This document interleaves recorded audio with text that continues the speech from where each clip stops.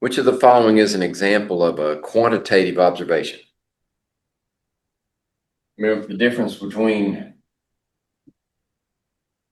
quantitative and qualitative.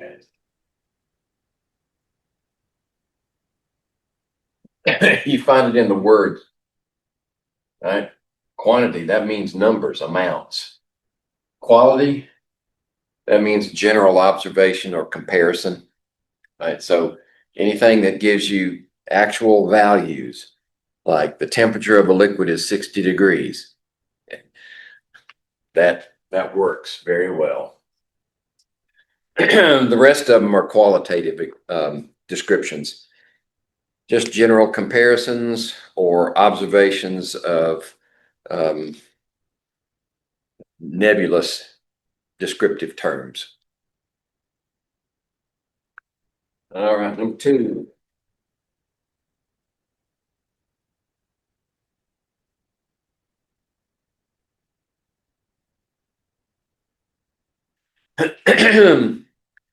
Which of the following figures represents results having high precision? All right. Difference between accuracy, and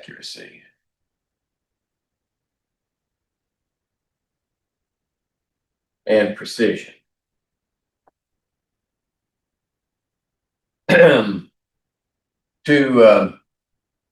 discuss accuracy, you need a true value to compare or an accepted value.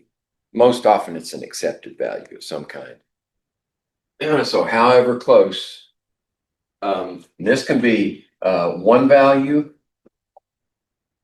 or it can be an average of values, or close to the accepted value. So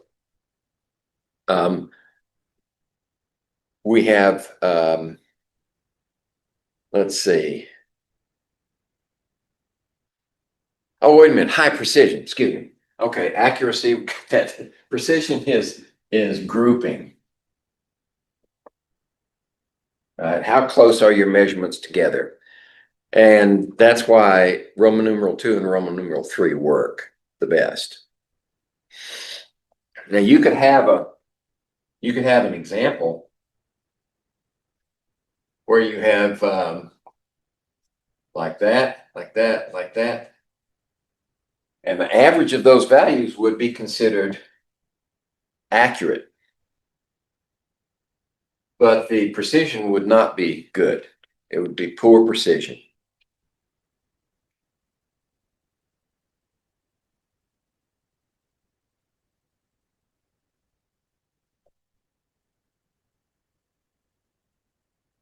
All right.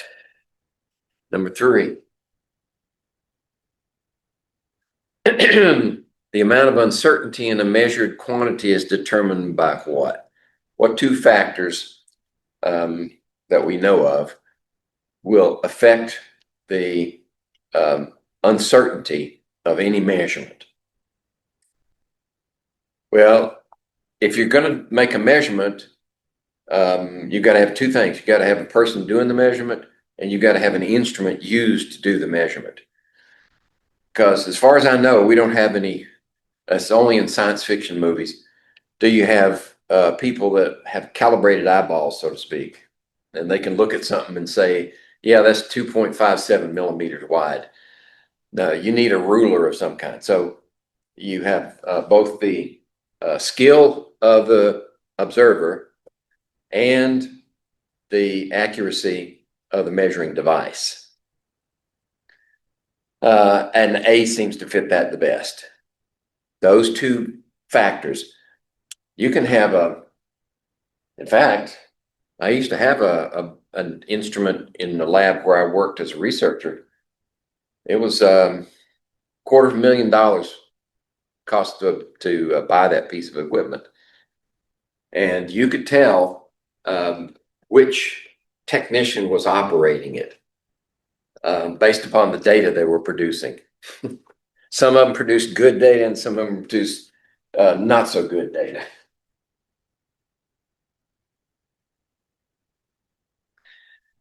Okay, let's see. Number 4.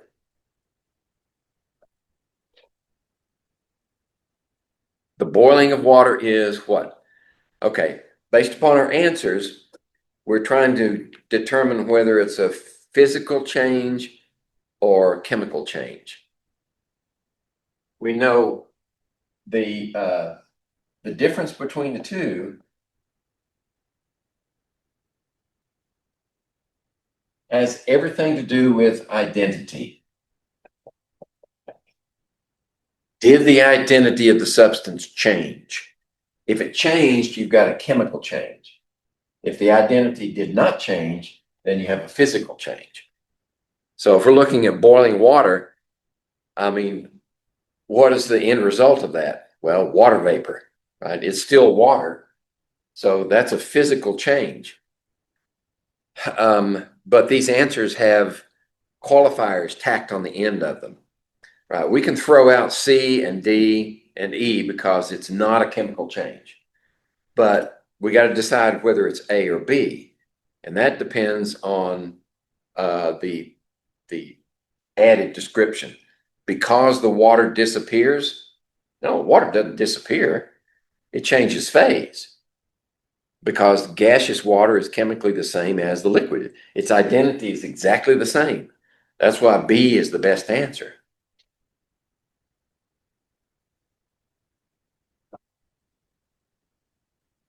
All right. Number 5. A solution is also called here we're talking about mixtures. And a mixture is a combination of 2 or more substances in which their identities do not change. The identities are the same before and after. They're pure substances. When you put pure substances together, they don't interact in any way except to form some type of mixture. Now you can have homogeneous mixture, or you can have a heterogeneous mixture. And it's a very simple difference.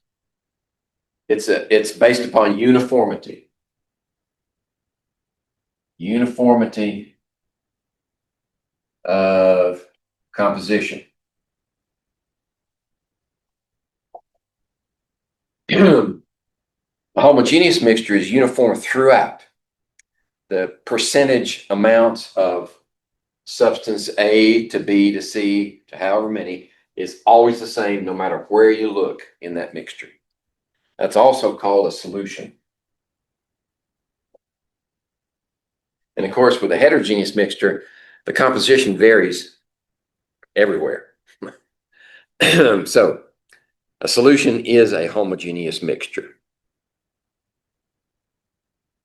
Number 6.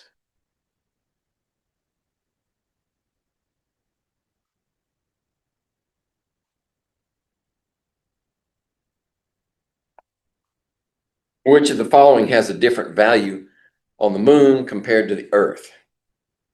All right, so we look at our choices. And we've got mass, we've got time, weight. I spell that one out. We don't have an abbreviation for weight. Moles, and none. And we're looking for the one that's the same on Earth and the moon.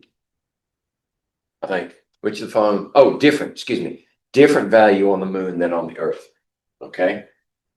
So, how about mass? Does mass change? Mass is a measure of how much substance there is. Doesn't matter where you are in the universe, mass is constant. It's always the same for any given object. Time. Now we're talking about Newtonian space. If you get into relativity, then these things they can jiggle around some. But mass and time, for our purposes, are the same. Moles, It's just a counting number. How much of something there is. How many items are there? Right? That doesn't change. Weight is the one that changes because mass is a measure of substance and weight is a measure of force. And usually weight is measured as a force in a gravitational field.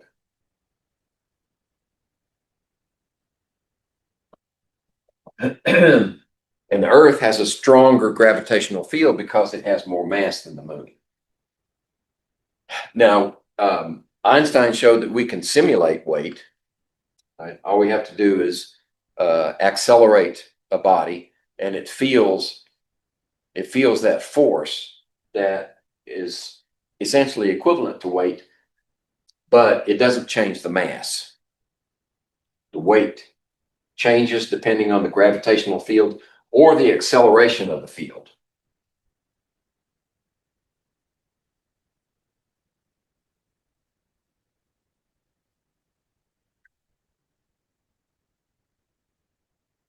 All right.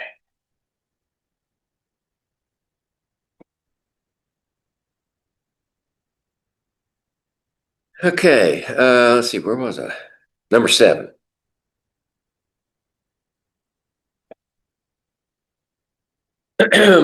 All the following are true except. We've got to find the exception.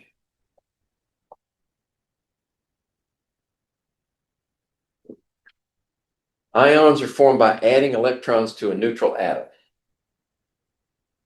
Ions are formed by adding electrons.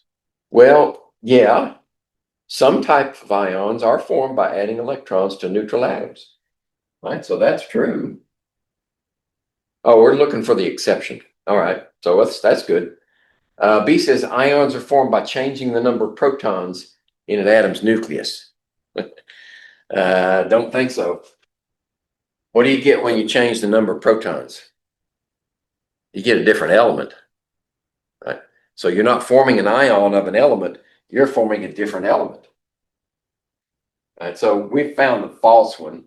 C should be true also. Ions are formed by removing electrons. Yeah, that's also true. An ion has a positive or a negative charge. That's also true. And metals tend to form positive ions. Is that true? Yeah. Metals like to give up electrons. All right, so there's our bad one.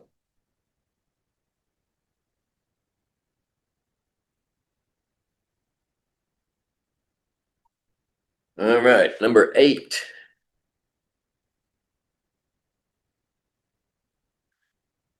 All the following are characteristics of metals except. Okay.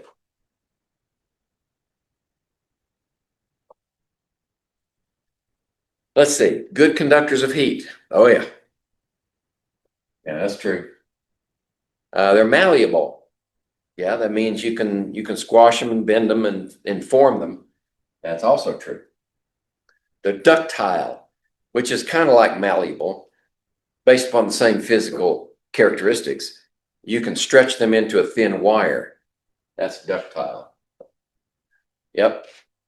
They're often lustrous. We say often lustrous because it depends. If you have a chunk of metal and it's polished, it will be lustrous.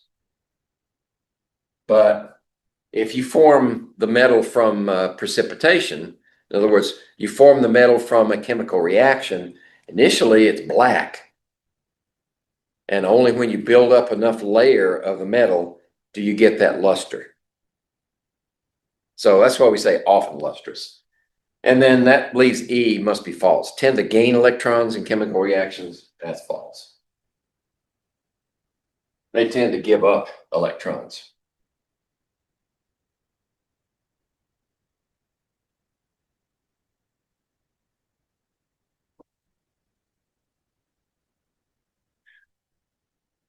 All right, let's see. 9.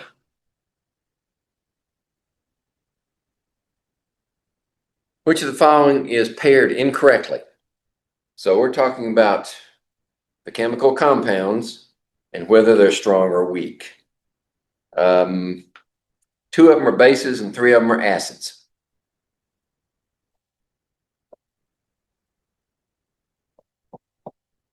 So A is H2SO4. Remember what's that called? If it's an aqueous solution, that's sulfuric acid. It's considered a strong acid. Yes, that's true. HNO3, that's nitric acid.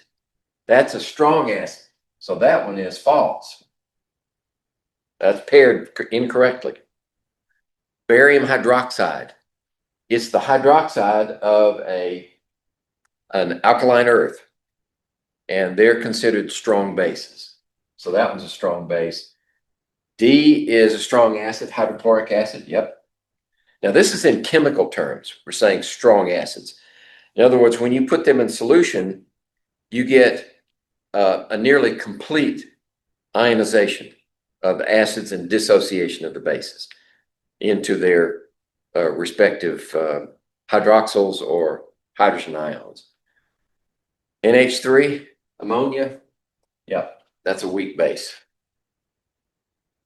Now that we have to say ammonia is a weak base based upon Bronsted-Lowry definition. Right, the Arrhenius definition doesn't work because there are no hydroxyls in that molecule.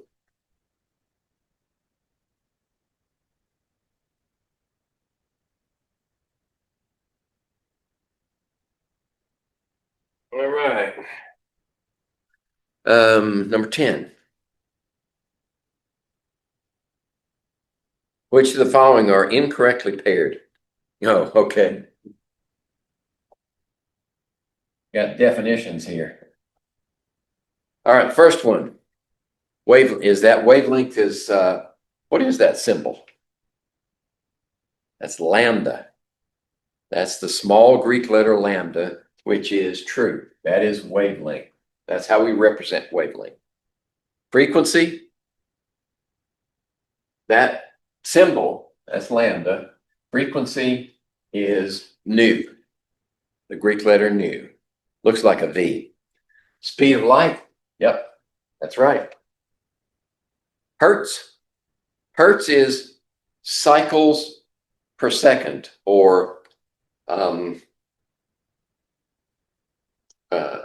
humps per second, right? When you get like that and you got your eyeball looking at it here, right? How many of those pass your eye in 1 second? So it's like, we usually say cycles per second. A cycle is not a unit of measure. So that's why reciprocal seconds is the correct equivalent to hertz. X-rays, shortest wavelength. Hold on a second. Hertz, speed of light, frequency. Yeah. X-rays.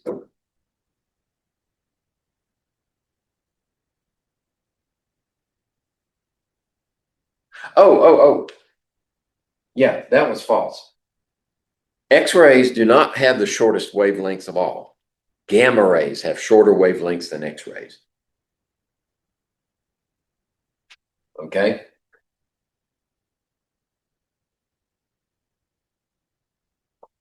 They switched gears.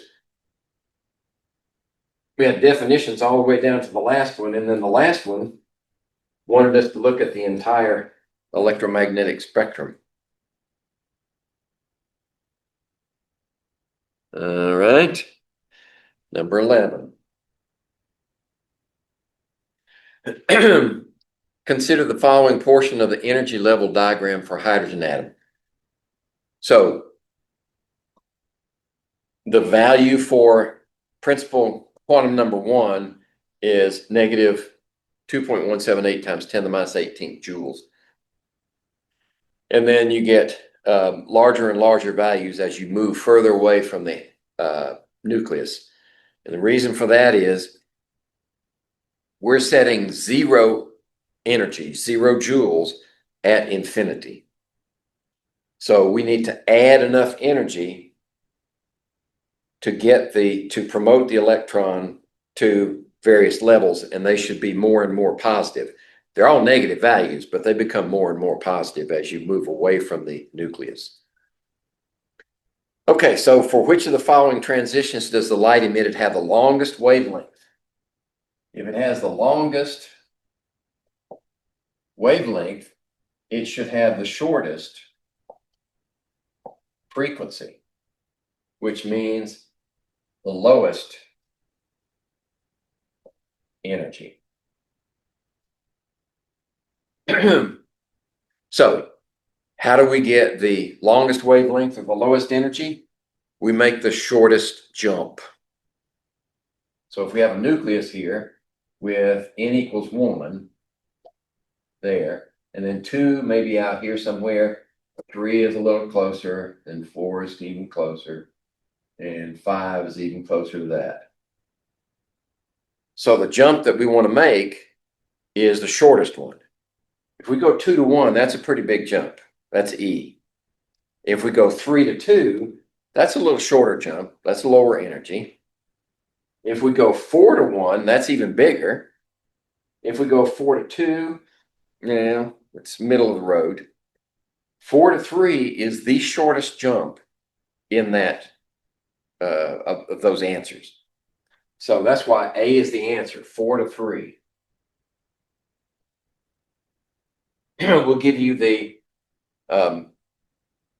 longest wavelength, shortest longest wavelength,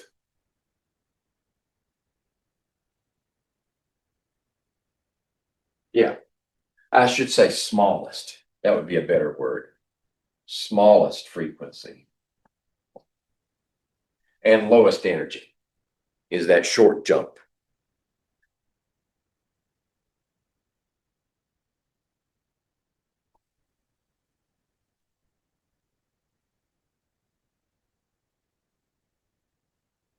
Right. 12.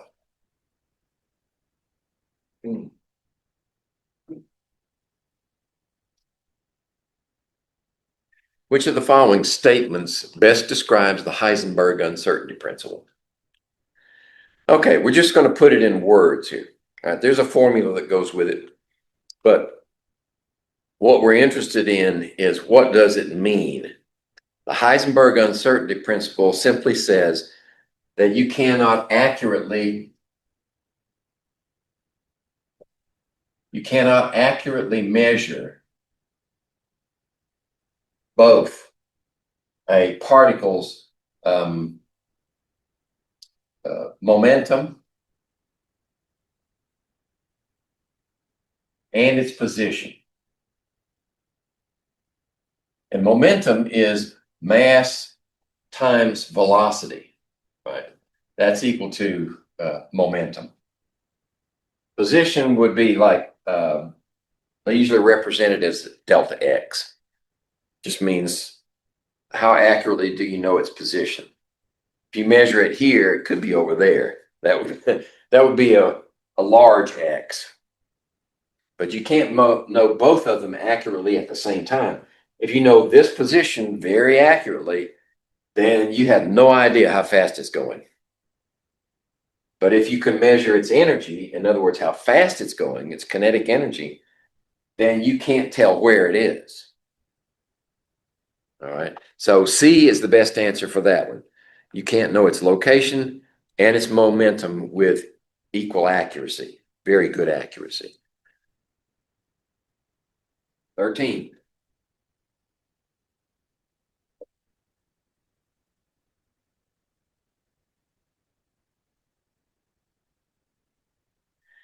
All right. Which of the following is an incorrect designation for an atomic orbital? Okay. A, B, C, D, and E. Let me put these up here. 1S, 3D, 1P, 4F, and 6S. All right, let's look at the S's first. All right, this is the N and this is the L's. every principal quantum number in an atom's electronic structure will have s orbitals. Every one of them. So this one is okay, and this one's okay. No doubt about that. Then we look at what are the possibilities for L when you have 3? Well, the possibilities are 0, 1, and 2, right? N minus 1. The possibilities for 1 is just 0. And remember that SPDF is 0, 1, 2, and 3. So if you got 1 here, that's it. You can't have a P because P is 1. All right, we found our bad one. The rest of them are good, right? 4 can have 0, 1, 2, and 3, right? So we can have an F, and we already picked on these, right? That one's okay. So there's the bad one right there. You can't have a 1P in an electronic structure.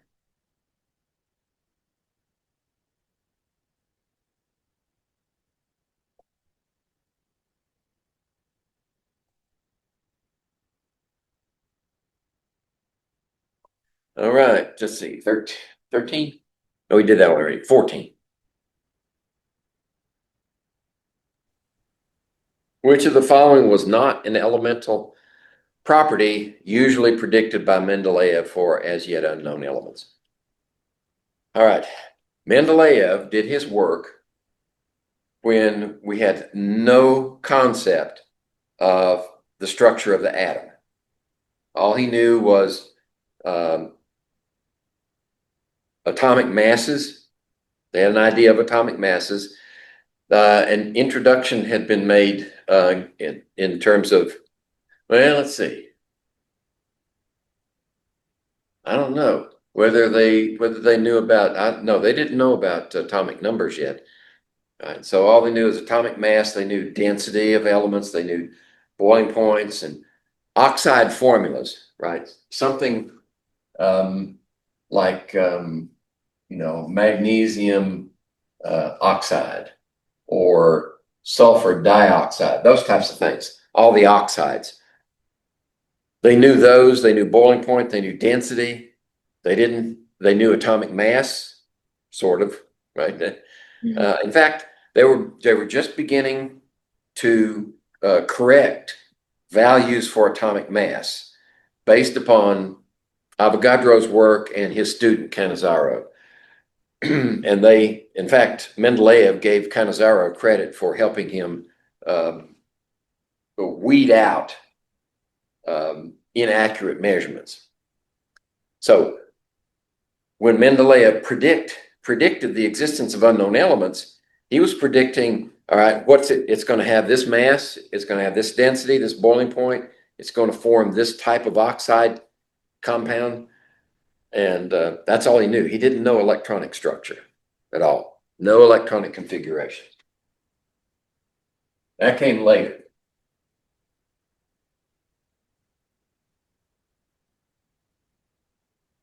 All right. 15. Which of the following atoms has 3 electrons in p orbitals in its valence shell? 3 electrons in p orbitals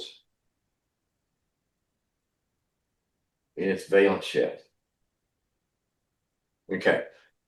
Here you need to know and remember the structure of the periodic table.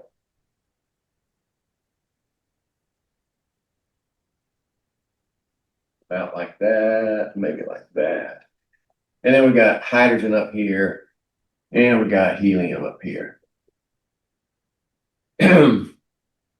These two columns, their valence shells are being filled at the S level. Okay. These last 6 over here, let's see.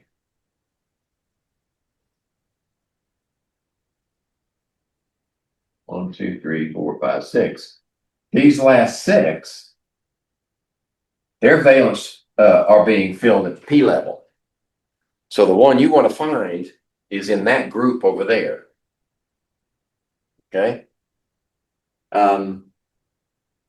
And we're looking for valence shell. The p orbitals are filled valence, 1 electron in the p shell, 2 electrons, 3 electrons. So the third one over is the group you're looking for.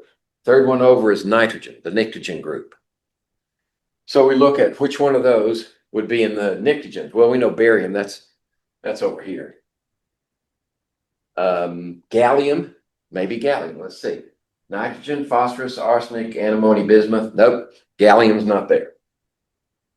Vanadium. Vanadium is a transition element.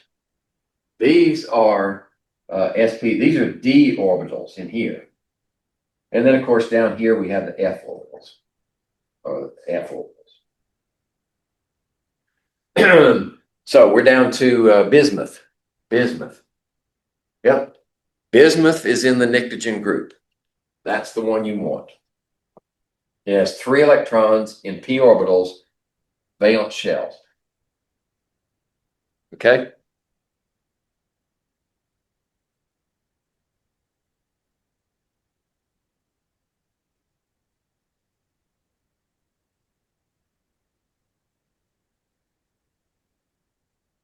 All right. 16.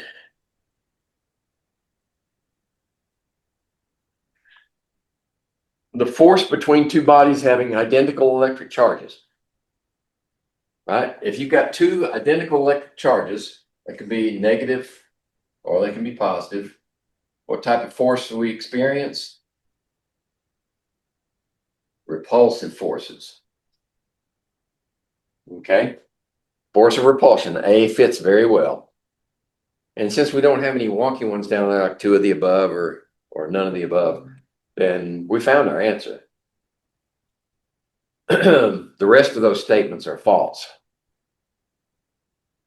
Let's take this opportunity.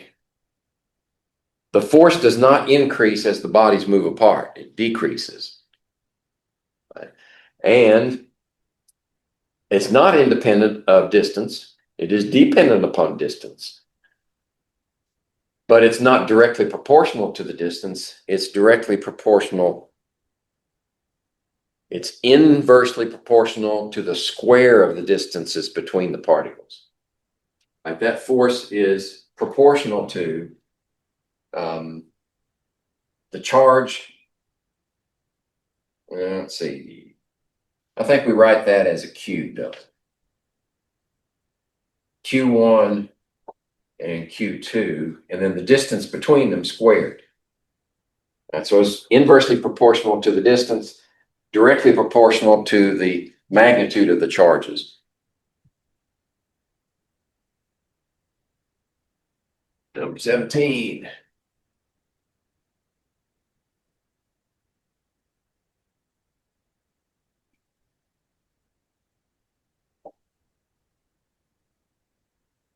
All right, which of the following has 61 neutrons, 47 protons, and 46 electrons? 61 neutrons, 47 protons, and 46 electrons. Okay. We can find out which element it is, right? We've got the 47 protons. We just look it up. 47 protons. That's silver. Right? So it's going to have a 47 here. And neutrons and protons together would be 108. Does it have a charge? Yep. It's got one, it's deficient in 1 negative. So that means it has an excess of 1 positive. So there's your answer. That's B.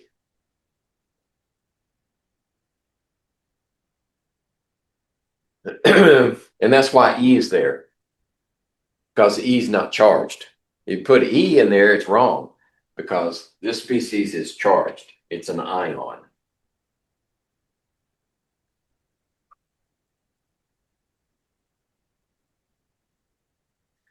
All right. 18.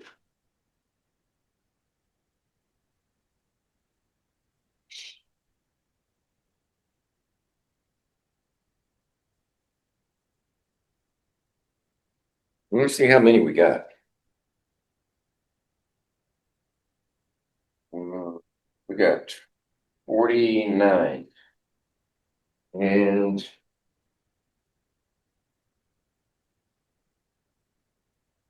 okay, we actually have three class sessions that we can get through. So if we get a third of the way through, we're good. Okay. Yeah? I said okay. Yeah, okay. 18. All the following are aqueous solutions, which is incorrectly named. Right. Let's test your command nomenclature. All right. First thing you notice about these, they all start with hydrogen. So if they're in, and the other clue is we're saying they're in aqueous solution. So that combination, hydrogen ions, hydrogens in the beginning of the formula, and aqueous solution should tell you that we're using acid naming convention. So we have that one, right? Remember, if we have oxygen, we don't say hydro. So we look to this part of the molecule. That's sulfate. And H become X. So we say sulfuric acid. Is that correct? Yeah, that one's right. Second one is this one, right? Another oxygen.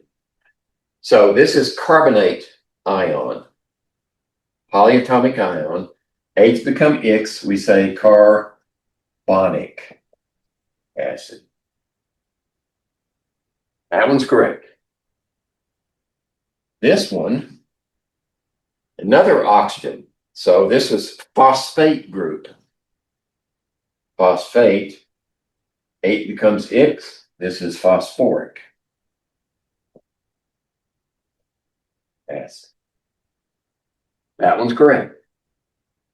HCN. We have a polyatomic here, but there's no oxygen. So we have to start it with hydro. This is the cyanide polyatomic ion, but we have to start it with hydro because there's no oxygen. And ides become X, hydrocyanic acid. Okay, that one's wrong. And the last one, HCl, it has no oxygen in it. This is the chloride ion, and I becomes ick. We just say hydrochloric acid. Okay.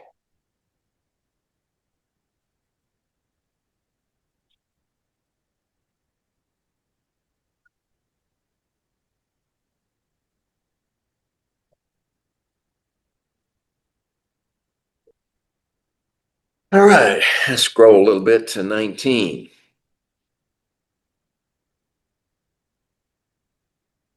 All right, a manometer is attached to a sample of gas that occupies a volume of 2.34 liters. The mercury level in the arm of the manometer attached to the gas sample is 24.3 torr lower than that of the arm open to the atmosphere. Atmospheric pressure is measured at 1.23 atmospheres. So this manometer is attached to a container of gas, and it goes like this, like that. This is open to the atmosphere. And the pressure at that entrance is 1.23. Right? Atmospheric pressure, 1.23 atmospheres. Okay. Let's see. The volume is 2.34 liters. Okay. The mercury level in the manometer attached to the gas sample is 24.3 torr lower. So it's down here. And the difference between these two is 24.3 torr. Okay. So what's the pressure in here? Well, let's look at it qualitatively first, or semi-quantitative. Is the pressure in here greater than or less than atmospheric pressure? It would have to be greater than, right? Because this is pushed down further and that's pushed up. Okay, so we have this much pressure bearing down here, plus that much pressure added on top of it. Okay, so what's the pressure here? 1.23. What is that?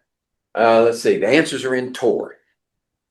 So we got to do some unit conversions here.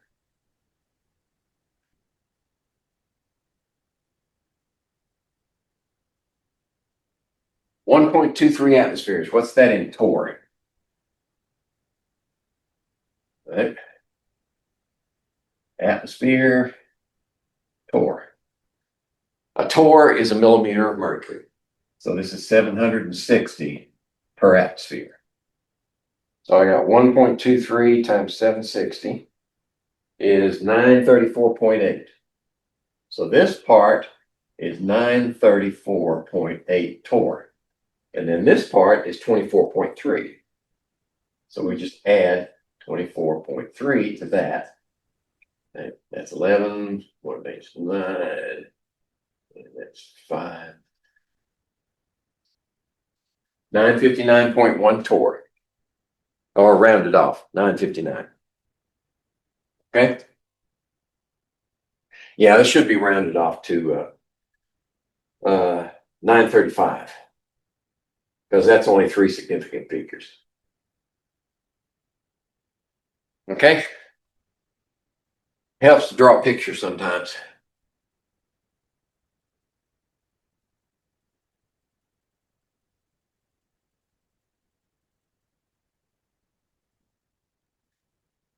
Next one, 20. Consider a gas in a 1-liter bulb at standard temperature and pressure that's connected via valve to another bulb that's initially evacuated. So we got 1 liter. We got a 1-liter bulb here connected by a valve to another one. And it doesn't matter how big it is because it's a vacuum. So here, that's 0 atmospheres. This one is at standard pressure. It's 1 liter at standard pressure, 1 atmosphere. And temperature for gas is 273 K, 0 degrees Celsius. Okay, answer the following concerning what occurs when the valve between the 2 bulbs is open. What is true about the value of delta H? All right. We're taking our cue from the fact that this is all at standard temperature and it stays that way. So if the temperature is constant, there is no change in enthalpy. That's 0. That's it.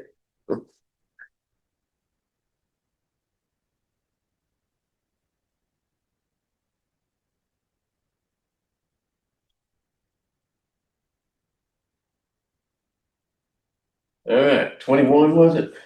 21. In which group do all the elements have the same number of valence electrons? Okay. This is fairly simple.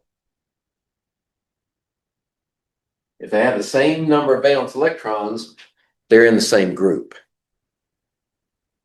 So we look at our periodic table and we say, all right, phosphorus, sulfur, and chlorine. Well, we know that sulfur and chlorine, sulfur is not a halogen and chlorine is. So A can't be it. about silver, cadmium, and argon? Well, argon's a noble gas, and cadmium and silver are not, right? So B's not it. Sodium, calcium, barium. Sodium is an alkaline metal. Calcium and barium are alkaline earths, right? So they have different valence electrons also. Phosphorus, arsenic, selenium. Phosphorus and arsenic are in the same group, right? They're the pnictogens. But selenium is in the chalcogen group. It has a different number of valence electrons. That means none of them have the same number of valence electrons.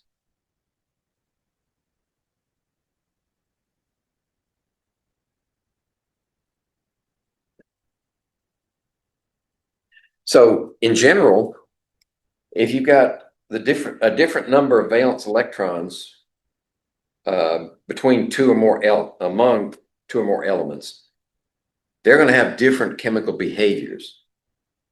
That's one of the conclusions we can draw from valence electrons. If we have an element with 2 valence electrons, it's going to behave differently than one that has 3 valence electrons, or one that has only 1 valence electron. Okay, 22.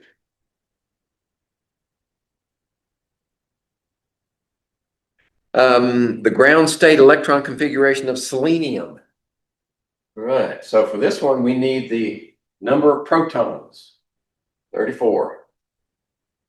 Now, are our answers complete? No, it's abbreviated. Okay, so that's good.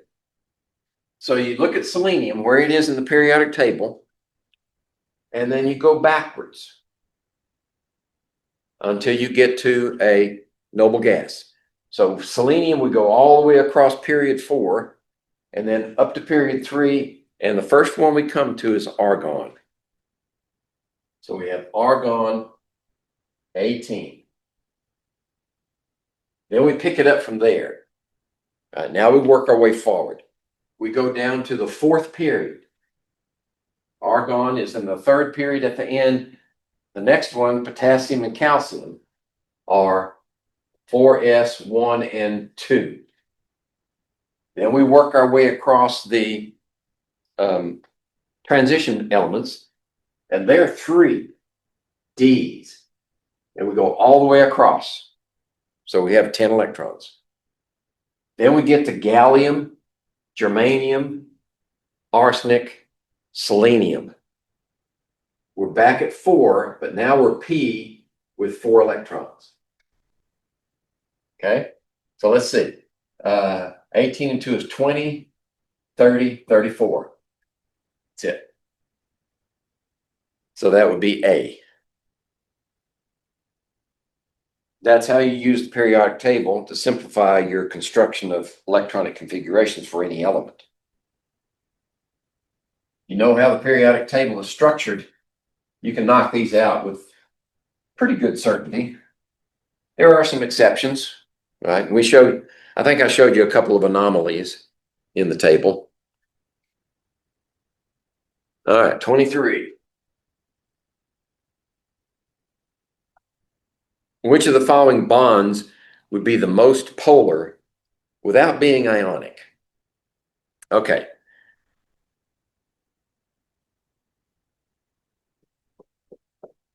The first one, magnesium oxide. Magnesium is a metal on the far side, the left-hand side of the table, and oxygen is on the far right-hand side. That's ionic, right? So that won't work.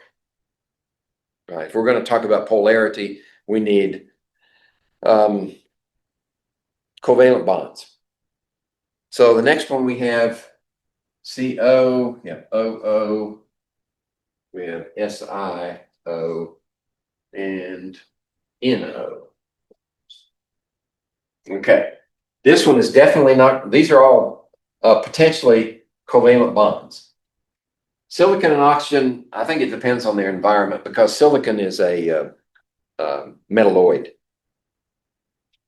But this one is nonpolar for sure, right? So it's out. Then we look at the distance in the periodic table between the elements. Carbon and oxygen, nitrogen and oxygen are right next door. It'll be slightly polar, but carbon and oxygen is more polar. So now it's between carbon, oxygen, and silicon, oxygen. Silicon is below carbon and to the left of oxygen. So this one is probably more polar than that one. Okay.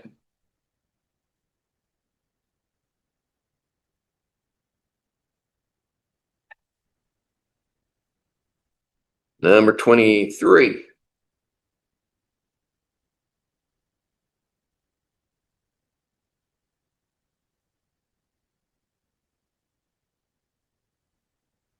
Which of the following, wait a minute. We did 23 already. We're on 24. Okay. 24, there we go. Which of the following atoms cannot exceed the octet rule in a molecule? Think about which orbitals are available. If we're going to exceed the octet rule, we need access to d orbitals. That means we need to have 3 Ds available. And you're not going to get Ds in the second period. First and second periods are out. They cannot have exceed the octet. So if that's the condition, can't exceed the octet, we look for elements either hydrogen, helium, it's not there, lithium, beryllium, boron, carbon, nitrogen, oxygen, fluorine. Nitrogen's there. That's it. Sulfur, phosphorus, and iodine have access to d orbitals, but nitrogen does not. So it will not exceed the exceed the octet.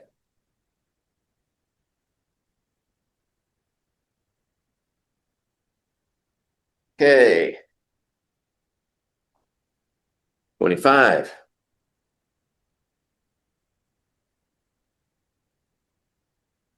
We're good.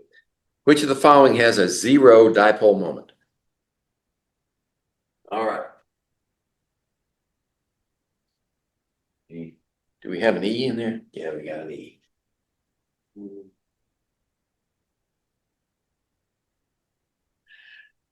The first one is ammonia, NO2, PF5, SO2, and HCN. Okay.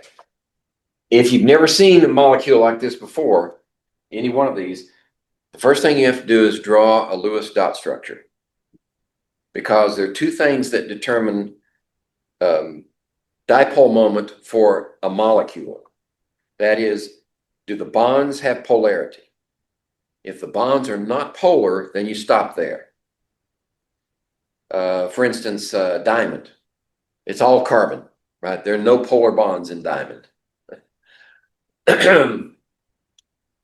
But, and similarly for graphite. If you have graphite might be special, so throw that one out. Diamond, definitely. Then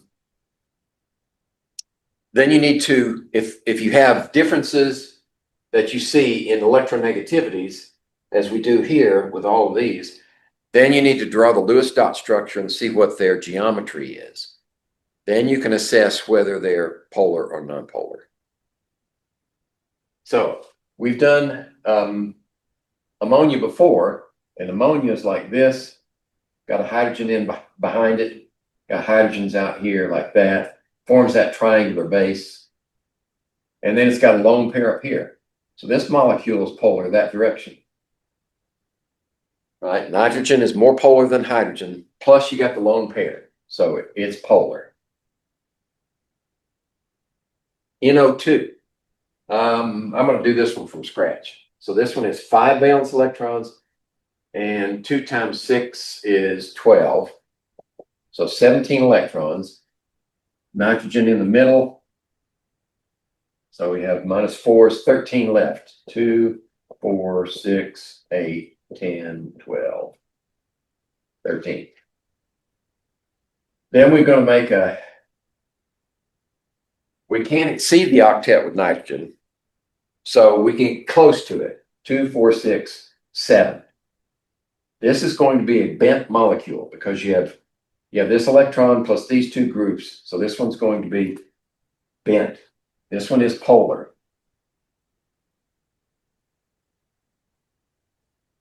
How about PF5? Well, let's see. Phosphorus is 5, and 5 times 7 is 35. So this is 40 electrons. So we have phosphorus, and then we have 1, 2, 3, 4, 5. F, F, F, F, and F. 2, 4, 6, 8, 10. That means we have 30 electrons left. 2, 4, 6, 8, 10, 12, 14, 16, 18, 20, 22, 24, 6, 28, 30. Use them all up. So this one is a regular geometric shape with polar bonds to each fluorine, but they all cancel each other out. So this one is nonpolar. Okay, that's the one we were looking for. SO2 is going to be like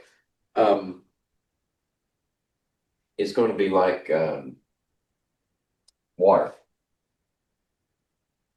Let's see, you've got sulfur and 3 times 6 is 18, 18 electrons. So we're gonna have a sulfur, 2 oxygens, that's 4. So we got 14 to go. 2, 4, 6, 8, 10, 12, 14. Right. So we can move this one over, make a double bond. So sulfur has its octet, and this is a bent molecule.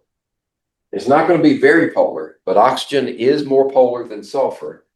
And if we bend the molecule, then we're probably going to produce a dipole moment like that with the oxygens down here. Okay, HCN. Okay, we've drawn this one before a number of times.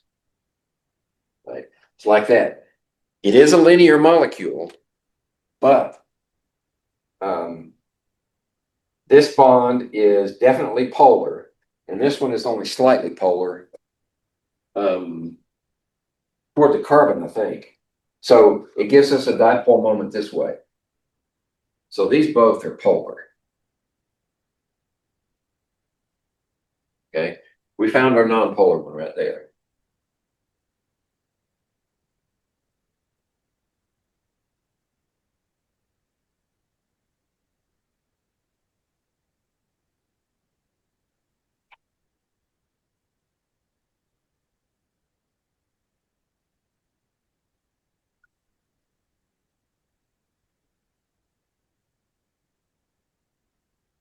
Okay, 26. The hybridization of the central atom in xenon pentafluoride cation. Xenon pentafluoride cation. Okay. That's got 8 valence electrons, and 5 times 7 is 35, minus 1 for that plus. Okay.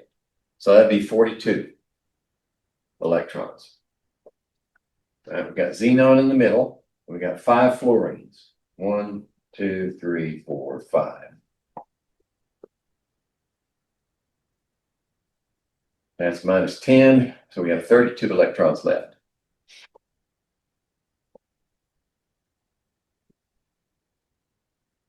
To make the octets, we use that many electrons. So we had 5 times, we had 6, we added 6 electrons to each one.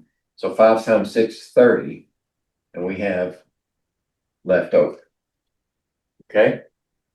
This molecule is going to be electronically, it's going to be an octahedron. Like that, with xenon in the middle. Now, the thing about octahedra is, where do you put the lone pair? The lone pair in an octahedron goes at the apex. And the rest of them are going to be fluorines. Right, that unbalances the molecule. Hybridization, excuse me. Hybridization. We need places for 6 5 bonds and 1 lone pair. So 6 means D2 SP3. 3, 4, 5, 6. D2 SP3. Okay. 27.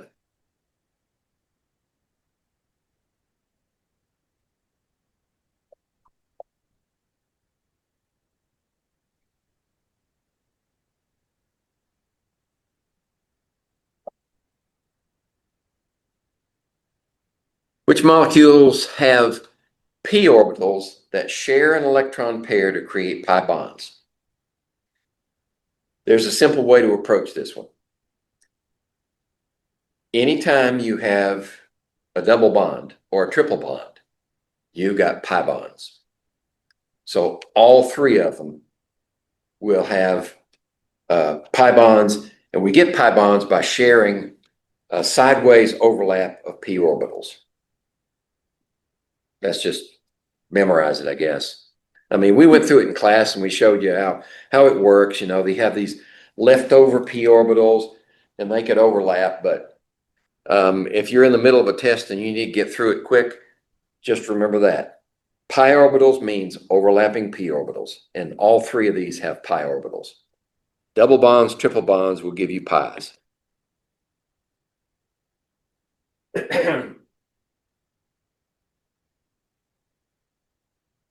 28.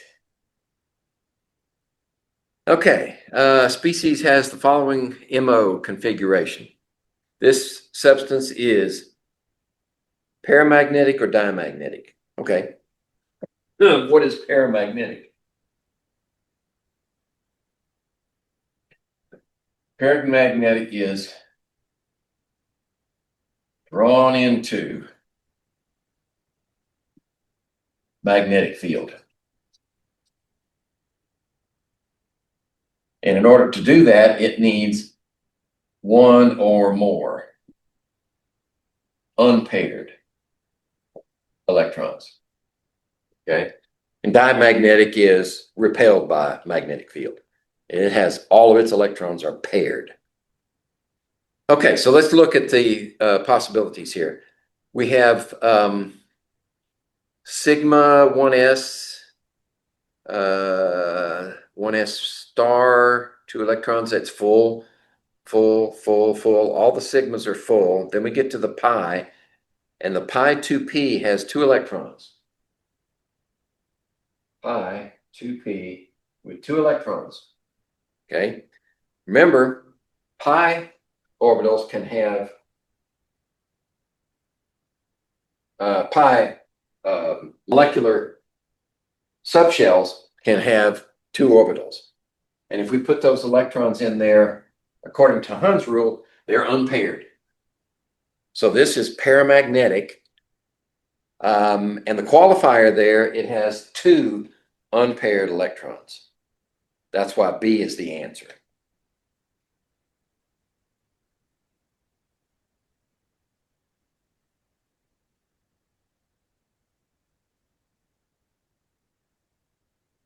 Okay.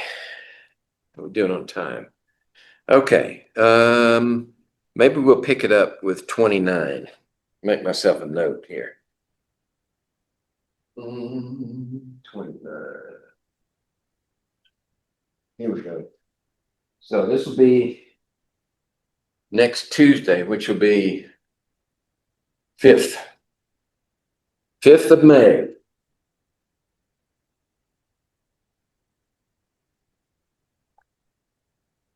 Yeah, we'll pick it up right there. And then if we need it, we can go into Thursday. But if we finish on Tuesday, then I'll just make Thursday another tutorial day. And I'll zoom in from my office, and in case you have problems, you can catch me. Okay. Can Tuesday be Zoom, or do you want me to come in person? There's no reason for you. Okay. You could Zoom just like you did today. Okay. Awesome. The only thing, let's see, let's think about 103, right? You can turn in, I think the only thing we have left after the final lab report is your notebook. So you need to either bring your notebook in if you're here. If you're not here, I wouldn't make the trip. I just photograph the pages, photograph the first page, all the pages that are relevant to the procedures. And you don't even have to you don't have to photograph anything past the last procedure because I've already seen it numbered all the way to the end. I just need to see do one final lab notebook check. So Okay. make sure it's complete. You've got all your questions answered. You got everything in there. Think about this. If you go back 6 months or a year later and you have access to that notebook, can you reproduce that experiment in the lab with just the notebook and compare your new results to your old results? If you can do that, then you've got it properly set up.